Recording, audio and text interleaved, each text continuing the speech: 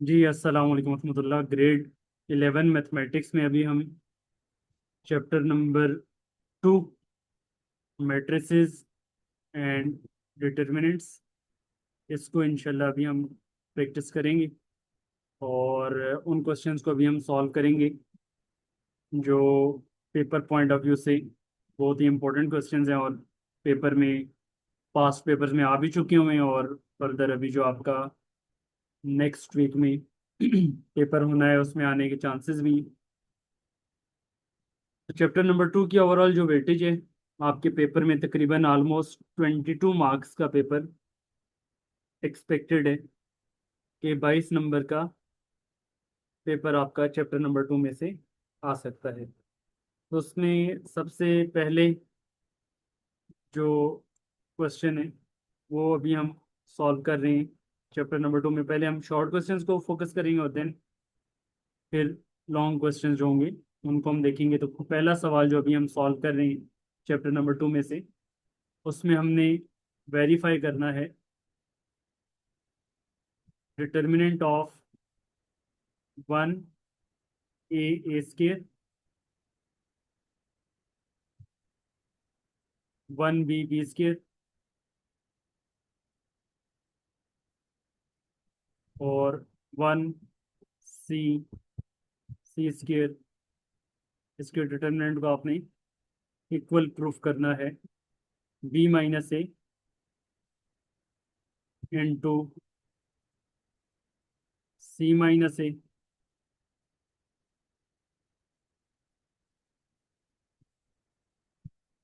Into c-b।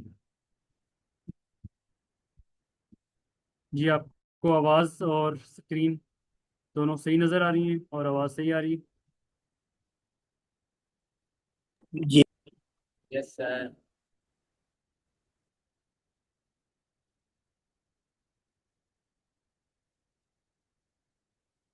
तो अब इसमें आपने लेफ्ट हैंड साइड सॉल्व करनी है। लेफ्ट हैंड साइड में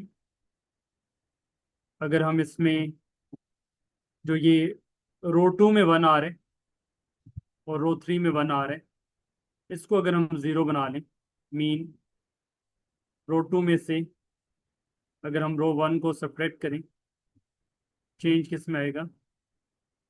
रो 2 में आएगा। उसको हम R2 प्राइम कह देंगे। और इसी तरह से रो 3 में से अगर हम रो 1 को सब्ट्रैक्ट कर लें तो चेंज किस में आएगा? रो 3 में। उसको हम R3 प्राइम कह देंगे। तो अब यहाँ पे जो फर्स्ट वाली रो है 1a एंड a स्केयर, इसको हम एज इट इज रहने दें। जबकि सेकंड और थर्ड रो में चेंज क्या आएगा? 1 - 1 क्या आ जाएगा? 0। इधर आ जाएगा b-a, इधर आ जाएगा b² - a²। इसी तरह से यहाँ पे आ जाएगा 1 - 1 0। इधर आ जाएगा c-a और यहाँ पे आ जाएगा c² - a²। अब नेक्स्ट आप क्या कर सकते हैं कि जो b² - a² है उसको हम लिख सकते हैं b-a इंटू b+a, और c² - a² को आप लिख सकते हैं c-a इंटू c+a। तो जो आपके पास फर्स्ट रो है वो as it is 1a and a²। बाकी जो सेकंड रो है उसमें b² - a² को आप लिख लेंगे b-a इंटू b+a। उसको आपने b-a इंटू b+a लिख दिया। और जो थर्ड रो है उसमें भी c² - a² को आप लिख लेंगे c-a इंटू c+a।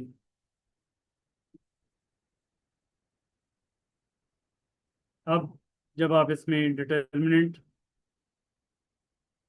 अब आप इसमें से कॉमन ले लें। सेकंड रो में से कॉमन क्या आ जाएगा, या कॉमन लेने से पहले हम इसमें फर्स्ट कॉलम से अगर एक्सपेंड करें फर्स्ट कॉलम में सिर्फ आपके पास यहाँ पे क्या आ जाएगा, 1। फर्स्ट रो, फर्स्ट कॉलम को डिलीट करने के बाद यहाँ पे बच जाएगा b-a, और इधर भी b-a इंटू b+a।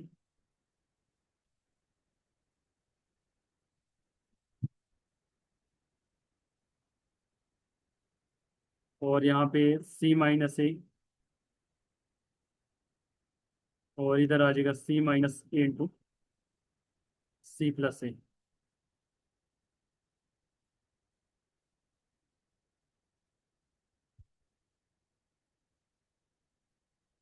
और बाकी फर्स्ट कॉलम के अंदर -0 और +0 यहाँ पे आ जाएगा।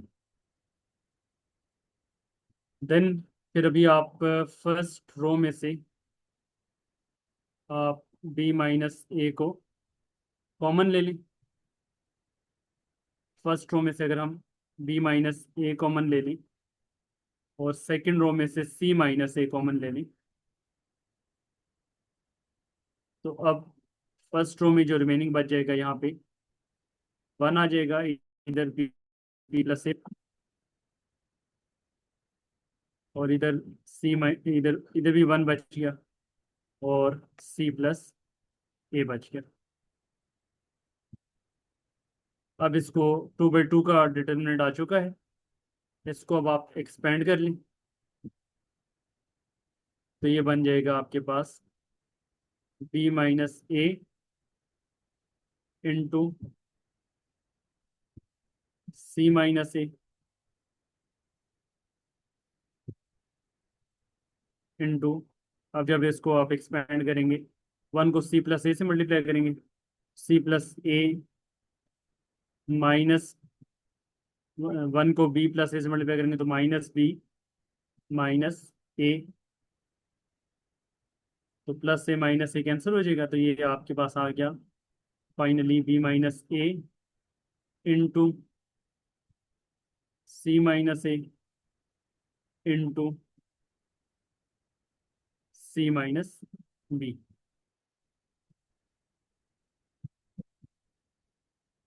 ये आपने प्रूफ करना था कि आपके पास b-a into c-a into c-b के इक्वल आना चाहिए, तो ये हमने प्रूफ कर लिया, which is equal to right hand side. तो इस तरह से आपने लेफ्ट हैंड साइड को सॉल्व किया, और ये राइट हैंड साइड के इक्वल प्रूफ हो गया, which is equal to right hand side. ये पास्ट पेपर में आपके एफएक्स के पेपर हों या फेडरल बोर्ड के, तो उस हवाले से दोनों लिहाज से काफ़ी इम्पोर्टेंट क्वेश्चन है। तो ये हमारा पहला सवाल यहाँ पे कंप्लीट हो गया।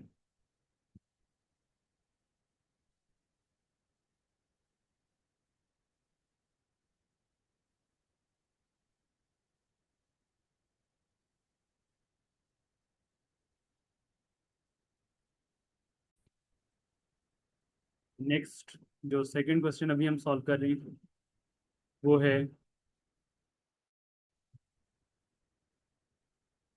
Cramer's rule. क्रैमर्स रूल से आपने इक्वेशंस को सॉल्व करना है। 3 इक्वेशंस हमारे पास गिवन है, x+y+z = 3।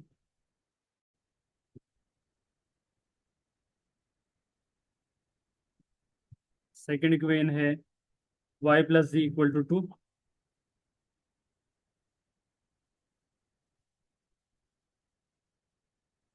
और थर्ड इक्वेशन है z = 2।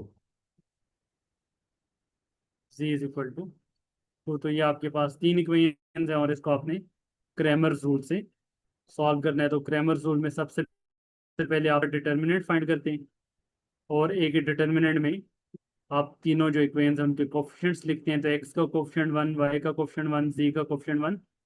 सेकंड इक्वेशन में x वेरिएबल इन्वॉल्व नहीं है, तो उसका कोफिशिएंट 0 आ जाएगा, y का 1 आ जाएगा, z का 1 आ जाएगा, z। और थर्ड इक्वेशन में x और y दोनों नहीं है, उनके कोफिशिएंट 0 आ जाएंगे, और z का कोफिशिएंट क्या आ जाएगा, 1 आ जाएगा। तो अब इसका a का डिटर्मिनेंट क्या आएगा, डायरेक्टली आप इसमें 1 लिख सकते हैं। क्यों? क्योंकि आपके पास ये अपर ट्रायंगुलर बन रहे हैं। अपर ट्रायंगुलर ये होता है कि जिसमें आपके पास ये जो डायगोनल है इससे नीचे वाली सारी वैल्यू जीरो, डायगोनल से नीचे वाली सारी वैल्यू जीरो हों। तो अगर आप सिर्फ डायगोनल की एंट्रीज को ही मल्टीप्लाई कर लें तो उससे उसका आप डिटर्मिनेंट डायरेक्ट लिख सकते हैं। तो ये आपके पास यहाँ पे क्या बन रहा था, अपर ट्रायंगुलर बन रहा है। तो अपर ट्रायंगुलर में आपने डायरेक्ट जो आपके पास यहाँ पे डायगोनल एंट्रीज आ रही थी उसका उन तीनों को आपस में मल्टीप्लाई कर लिया। ये तीनों वन, तो तीनों को मल्टीप्लाई करेंगे तो 1 × 1 × 1 आपके पास 1 के इक्वल आ जाएगा। तो अपर ट्रायंगुलर है तो डायरेक्ट आपने ए का डिटर्मिनेंट फाइंड कर लिया। अब उसके बाद फिर ए के डिटर्मिनेंट के बाद आपने इसमें क्या करना है, ए एक्स का डिटर्मिनेंट फाइंड करना है और ए वाई का और ए जी का डिटर्मिनेंट आपने फाइंड करना है। तो अब आप ए एक्स का डिटर्मिनेंट पहले फाइंड कर लें। ए एक्स का डिटर्मिनेंट हमारे पास आएगा, जो पहला कॉलम है 1 0 0, उसकी जगह आपने राइट साइड पे जो कॉन्स्टेंट आ रहे हैं उनको इन्वॉल्व करना है 3 2 2, और बाकी जो दो कॉलम्स हैं 1 1 0 एंड 1 1 1 ये अपनी जगह पे एज इट इज आ जाएंगे। अब इसकी एक्सपेंशन हम थोड़ा सा डायरेक्ट करेंगे यहाँ पे, क्योंकि ऑलरेडी एक्सपेंशन मेथड आपको आता भी है। कल भी हमने एक क्वेश्चन सॉल्व किया था, वो भी इसी पैटर्न पे किया था चैप्टर नंबर 1 का। तो अब यहाँ पे अगर आप इसको डायरेक्ट लिखें तो फर्स्ट टू फर्स्ट कॉलम को छोड़कर डिटरमिनेंट लेंगे तो 1 - 0 आ जाएगा, सेकेंड एंट्री के साथ माइनस, फिर फर्स्ट और सेकेंड कॉलम को छोड़कर 2 - 2 ये 0 आ जाएगा, और देन थर्ड एंट्री +1 के साथ फर्स्ट रो लास्ट कॉलम को छोड़कर लिखेंगे तो ये आएगा 0 - 2। ये बना आपके पास 3 - 0 - 2। 3 - 2 क्या आ गया हमारे पास, 1 के इक्वल आ गया। तो ये आपने ए एक्स का डिटर्मिनेंट लिख लिया। अब ए एक्स के डिटर्मिनेंट के बाद आप ए वाई का डिटर्मिनेंट निकाल लें। ए वाई के डिटर्मिनेंट में आपका जो फर्स्ट कॉलम है 1 0 0 अपनी जगह एज इट इज आएगा। सेकंड कॉलम को आप 3 2 2 से रिप्लेस कर लेंगे, और जो थर्ड कॉलम है वो अपनी जगह एज इट इज 1 1 1 आ जाएगा। अब आप इसका डिटर्मिनेंट ले लेंगे, इसको भी उसी तरह डायरेक्टली भी हम एक्सपेंड कर लेंगे तो 1 के साथ 2 - 2 ब्रैकेट में आएगा, और फिर -3 के साथ 0 - 0, और फिर उसके बाद +1 के साथ 0 - 0। ये आपके पास डिटर्मिनेंट ए वाई का 0 के इक्वल आ गया। इसी तरह लास्ट में फिर अब आप ए जी का डिटर्मिनेंट फाइंड कर लें। ए जी के डिटर्मिनेंट में आप क्या करेंगे, जो फर्स्ट और सेकंड कॉलम है उसको एज इट इज लिखेंगे, और जो आपके पास थर्ड कॉलम है उसको 3 2 2 से रिप्लेस कर देंगे। ए जी का डिटर्मिनेंट अभी हम निकाल रहे हैं। ए जी का डिटर्मिनेंट आपके पास क्या आ जाएगा, इसमें जो फर्स्ट टू कॉलम्स है 1 0 0 और 1 1 0 एज इट इज, और जो थर्ड कॉलम है इसको आपने रिप्लेस कर दिया 3 2 2 के साथ। इसका भी अब देखिए, आप डिटर्मिनेंट डायरेक्ट अपर ट्रायंगुलर बन रहे, तो इसका डिटरमिनेंट आप डायरेक्ट निकाल सकते हैं। डायगोनल एंट्रीज को आपस में मल्टीप्लाई कर लें तो डायगोनल एंट्रीज क्या आ रही है, 1 × 1 = 1 इसका डिटरमिनेंट आपके पास क्या आ गया, 2 के इक्वल आ गया। और बेशक साथ में मेंशन कर दें कि ये अपर ट्रायंगुलर था तो हमने डायरेक्ट डायगोनल एंट्रीज को मल्टीप्लाई करके डिटरमिनेंट इसका फाइंड कर लिया। तो अब आपके पास जो एक्स की वैल्यू है वो क्या होगी, एक्स की वैल्यू आ जाएगी,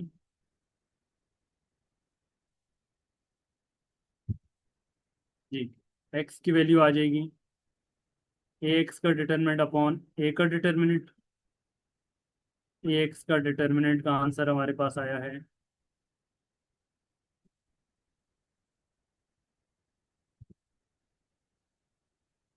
जी।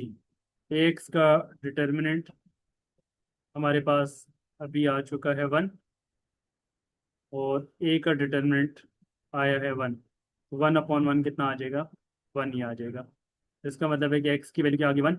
इसी तरह से वाई की वैल्यू क्या होगी?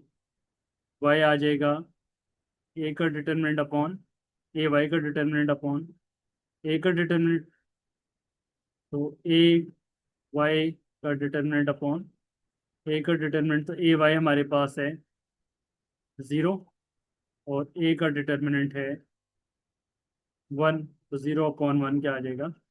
0। ये आपके पास वाई की वैल्यू आ गई। और z आ जाएगा ए z का डिटर्मिनेंट अपॉन ए का डिटर्मिनेंट, तो ए z का डिटर्मिनेंट अपॉन ए का डिटर्मिनेंट, ए z का डिटर्मिनेंट आपके पास है 2, और ए का डिटर्मिनेंट है 1, तो 2/1 क्या आ गया? 2। तो एक्स की वैल्यू 1 आई है, वाई की वैल्यू 0 आई है, और z की वैल्यू 2 आई है। अब अगर आप इन तीनों वैल्यूज़ को पुट करें किसी भी एक इक्वेशन में, फर्स्ट में, सेकंड में, या थर्ड में, तो आपके पास left side right side, left side और राइट साइड का आंसर क्या आना चाहिए? इक्वल आना चाहिए। तो वेरीफाई भी आप इसमें कर सकते हैं कि आपका आंसर करेक्ट है या इनकरेक्ट है। तो इस तरह से ये आपका एज ए शॉर्ट क्वेश्चन में पास्ट पेपर में सवाल भी आया हुआ था, क्रेमर रूल।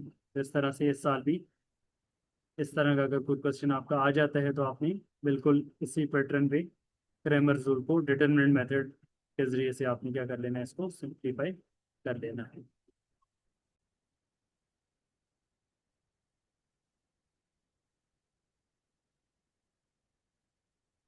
जी नेक्स्ट, अभी हम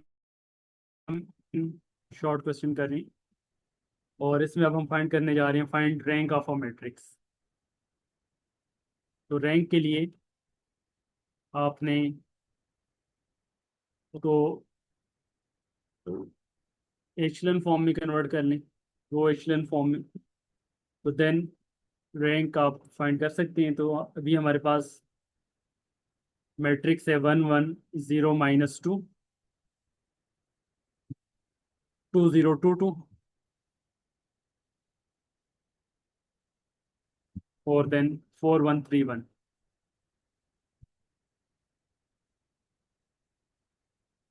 तो इसका आपने रैंक फाइंड करना है। तो जो फर्स्ट एंट्री है उसको आपने 1 बनाने, जो कि ऑलरेडी हमारे पास 1 बनी हुई है। और 1 के नीचे जो ये दो एंट्रीज होंगी, इनको आपने क्या करना है? 0 बनाना है। सबसे पहला काम आपका करने का ये होगा कि आपने पहली एंट्री को 1 बनाना है, जो कि ऑलरेडी आपके पास बनी हुई है। अब इस 1 के नीचे जो दो आपके पास एंट्रीज हैं, एक में 2 लिखा हुआ है और एक में 4 लिखा हुआ है, इसको आपने क्या करना है? इसको आपने 0 बनाना है। तो 0 बनाने के लिए आप क्या करेंगे? इस 1 की हेल्प लेंगे। 1 की हेल्प का मतलब ये है कि अगर आप उस 1 को 2 से मल्टीप्लाई करेंगे, फिर इस 2 में से ये 2 अगर आप सब्ट्रैक्ट कर दें, तो देन आपके पास क्या आ जाएगा? यहाँ पे 0 आ जाएगा। मतलब ये है कि अगर आप रो 2 में से 2 टाइम्स रो 1 को सब्ट्रैक्ट कर दें, तो रो 2 में जो चेंज आएगा उसके अकॉर्डिंगली 1 के नीचे वाली एंट्री क्या बन जाएगी? 0 बन जाएगी। तो उस ऊपर वाली 1 को जब आपने 2 से मल्टीप्लाई किया, तो उसमें जो टेम्पररी चेंज आया वो 2 बना। तो नीचे वाले 2 में से ऊपर वाले ये 2 माइनस किया, तो 2 - 2 कितना आ जाएगा? 0 आ जाएगा। यहाँ पे आपने क्या लिख लिया? 0 लिख। अब इसी तरह से नेक्स्ट जो यहाँ पे 1 है, इसको 2 से मल्टीप्लाई करेंगे, और 0 में से उसको माइनस करेंगे, तो 0 - 2 कितना आ जाएगा? -2। फिर ऊपर वाले 0 को 2 से मल्टीप्लाई करेंगे तो वो 0 ही रहेगा। नीचे यहाँ पे ये जो 2 लिखा हुआ है, उस 2 में से 0 माइनस करेंगे तो 2 ही आएगा। और देन फिर 2 से मल्टीप्लाई करेंगे तो वो 4 हो जाएगा, और माइनस माइनस प्लस, तो 2 + 4 कितना आ जाएगा? नीचे वाले 2 में ऊपर वाला फिर जब आप सब्ट्रैक्ट करेंगे माइनस माइनस प्लस, तो 2 + 4 6। तो यहाँ पे 6 आ गया। अब इस 4 को 0 बनाना है, तो अगर आप वो जो टॉप पे 1 लिखा हुआ है उसको अगर 4 से मल्टीप्लाई करें और फिर इस 4 में से वो टर्म क्या कर लें आप, अगर माइनस कर लें, तो ये जो 4 है ये भी क्या बन जाएगा, 0 बनेगा। तो ऑपरेशन हमारे पास आ गया, R3 में से आप 4 टाइम्स R1 को अगर लें, सब्ट्रैक्ट कर लें, तो देन यहाँ पे आपके पास जो चेंज आएगा वो किस में आएगा, रो 3 में चेंज आ जाएगा। तो ये बना 4 - 4 कितना आ गया, 0। और इस 1 को 4 से मल्टीप्लाई किया तो 1 - 4 यहाँ पे क्या आ जाएगा, -3। और इस 0 को 4 से मल्टीप्लाई करेंगे तो वो तो 0 ही रहेगा, 3 - 0 3।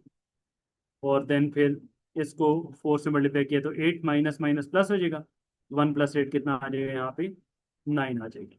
तो ये हमारा पहला स्टेप हो गया कि पहली एंट्री 1 और उस 1 के नीचे आपने दोनों को क्या कर दिया, 0 बना दिया। अब अगला स्टेप आपका क्या होगा, डायगोनल में आपने अगली एंट्री को भी क्या करना है, 1 बनाना है। अब यहाँ पे ये जो -2 आ रहा है इसको हमारा टारगेट है कि इसको आपने क्या करना है, 1 बनाना है। तो इसको 1 बनाने का एक आसान प्रोसीजर यही है कि आप उसको उसके रेसिप्रोकल से क्या कर लें, मल्टीप्लाई करवा दें। तो रेसिप्रोकल से जब आप मल्टीप्लाई करवाएंगे तो ऑटोमेटिकली वो क्या बन जाएगा, 1 बन जाएगा। ठीक है, तो ये आपका यहाँ पे मल्टीप्लाई जब आप करेंगे, -2 का रेसिप्रोकल क्या आ जाएगा, -1/2। तो इसका मतलब है कि आप रो 2 को -1/2 से क्या कर लें, मल्टीप्लाई करवा दें। तो देन जो चेंज आएगा रो 2 में उसको हम कह देंगे कि ये आपके पास रो 2 प्राइम आ गई। तो दिस मीन्स आपके पास जो फर्स्ट रो है 1 1 0 - 2, और जो थर्ड रो है 0 - 3 +3 एंड 9, ये अपनी जगह पे एज इट इज। और जो सेकंड रो है उसमें हमारे पास चेंज आ जाएगा, 0 को -1/2 से मल्टीप्लाई करेंगे तो 0 आएगा, -2 को -1/2 से मल्टीप्लाई करेंगे तो 1 आ जाएगा, 2 को -1/2 से मल्टीप्लाई करेंगे तो -1 आ जाएगा, और 6 को -1/2 से मल्टीप्लाई करेंगे तो -3 आ जाएगा। Excuse me sir. जी। सर ये -3 की जगह -4 नहीं आता, यानी R3 - 4 R1, तो 1 - 4 - 4। किस जगह पे, सर ये लास्ट रो में 6 सेकंड 9 डिजिट। जहाँ पे लिखा हुआ है। नहीं नहीं सर, सर -3 लास्ट रो में। Yes sir. अच्छा, इसको मैं एक मिनट देखता हूँ। -3 की जगह आप कह रहे हैं कि -4 में क्या आना सर चाहिए। शायद आएगा, -4। हाँ, देखिए ना, आपके पास R3 की एंट्री थी 1, R3 की एंट्री यस 1 है। सर। तो 1 आप लिख लें, ये रफ वर्क में अगर माइनस। आप इसको सॉल्व भी कर लें, 1 - 4 टाइम्स R1, 4 टाइम्स R1, तो ये 1 - 4 आएगा ना। Yes sir. तो 1 - 4 कितना आ जाएगा, -4। -3। ओके ठीक सर। है, यस सर। तो यहाँ पे -3 लिखा हुआ है। Yes sir. जी, क्लियर है। Thank you sir. Yes sir, thank you sir. चलिए ठीक है। अब आगे आपने इसको जब 1 बना लिया, ये जो -2 था इसको अब आपने मिड में क्या बना लिया, 1 बना लिया। अब इसके बाद इस 1 से जो नीचे वाली टर्म में जो -3 आ रही है इसको अब आपने क्या करना है, इसको अब आपने 0 बनाना है। अब इसको 0 बनाने के लिए आप क्या चेंजेस लाएंगे यहाँ पे, जी, ऑपरेशन आप इसमें अप्लाई कर सकते हैं कि अगर अब वो आपने 0 बनाने के लिए उसी की हेल्प लेनी होगी जो दरमियान में आप पहले 1 बना चुके हुए हैं। अब उसकी आपने हेल्प लेनी है यहाँ पे। उसकी हेल्प लेने के लिए आप क्या करेंगे, अगर रो 2 को मल्टीप्लाई कर लेंगे किससे, 3 से, और फिर जो नीचे -3 है इसको क्या बना दें आप, इसमें सेकंड रो को क्या कर लें, ऐड कर लें, तो ऑटोमेटिकली जो ये -3 है ये क्या बन जाएगा, 0 बन जाएगा। तो उसके लिए अब आप क्या लिख रहे हैं फिर यहाँ पे, जी, उसके लिए हम यहाँ पे लिख रहे हैं कि फर्स्ट टू रोज को एज इट इज लिख लीजिए। फर्स्ट जो टू रोज हैं, 1 1 0 -2, और सेकंड रो 0 1 -1 -3, ये एज इट इज। अब आप ऑपरेशन जो इसमें कर रहे हैं वो ये लिख रहे हैं कि रो 3 में आप 3 टाइम्स रो 1 लाइन, तो it will be change in row 3। Row 3 में चेंज आएगा तो उसको आपने क्या कह दिया, R3 प्राइम। ये बना आपके पास 0 -0, 0 आ जाएगा, और -3 + 3, तो यहाँ पे 0 आ जाएगा। इसको जब आप 3 से मल्टीप्लाई करेंगे तो ये क्या बनेगा, R3 - 3R1, तो 3 - 3, ये भी 0 आ जाएगा। इसको 3 से मल्टीप्लाई करेंगे तो 9 हो जाएगा, तो 9 - 9 0। तो ये पूरी की पूरी रो क्या आ चुकी है आपके पास, 0 आ चुकी है। अब अगर यहाँ पे 0 ना आता, 0 के अलावा कोई और नंबर आता, तो फिर हमारा अगला टारगेट था कि इसको आप क्या कर लेते, 1 बना लेते। लेकिन अब आपके पास ये क्या बन चुका है, 0 बन चुका है, तो इसको अब आपने 1 नहीं बनाना। तो ये यहाँ पे आपका रैंक फाइंड हो गया। रैंक आपके पास क्या होता है कि जो नंबर ऑफ नॉन जीरो रोज होती हैं वो आपके पास इसमें क्या आ जाता है, रैंक आ जाता है। तो अब यहाँ पे आपके पास 2 नॉन जीरो रोज हैं, और थर्ड रो आपके पास 0 आ चुकी है। तो इसको आपने रो इचेलन फॉर्म में जब कन्वर्ट किया तो नंबर ऑफ नॉन जीरो रोज आपके पास कितनी आ चुकी हैं, 2। तो this mean rank of this matrix is 2। तो रैंक ऑफ मैट्रिक्स इसमें आपने फाइंड करना था। तो रैंक ऑफ मैट्रिक्स जो है वो आ चुका है 2। ठीक है, ये इस तरह से ये भी आपका इम्पोर्टेंट क्वेश्चन है, rank of a matrix find करने के लिए अक्सर आ जाता है। तो ये हमारे यहाँ पे आप कह लेंगे थर्ड शॉर्ट क्वेश्चन जो है वो कंप्लीट हो गया। और पेपर पॉइंट ऑफ व्यू से है जी। ये बड़ा ही एक इम्पोर्टेंट सवाल है, आपके पेपर में इस बार भी आ सकता है।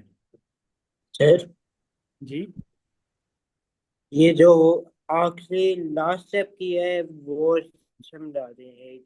जी, आखिरी लास्ट स्टेप में क्या हुआ।